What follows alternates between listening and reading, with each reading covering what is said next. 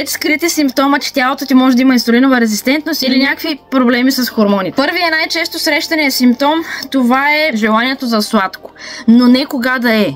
В 2 часа или в 3 часа след обяд имаш много желание да хапнеш нещо сладко или някакво тестено. Много рязка промяна в настроението. В рамките на 30 минути ти сменяш настроението от много щастливо пред депресивно.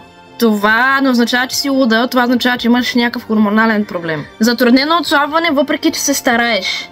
Спазваш някакви диети, пиеш вода, движиш се, но тази обиколка на корема така и не се смалява. Ако в 4 след обяд ти се доспива, това означава, че кръвната ти захар е спаднала и е сигнал, че може да имаш инсулинова резистентност. Или пък, ако се събуждаш и си цялата подута под очите и не можеш да си махнеш пръстена, краката ти отичат, отново е сигнал, че имаш проблем с инсулина. Косопат, суха кожа и не на последно място, студени крайници.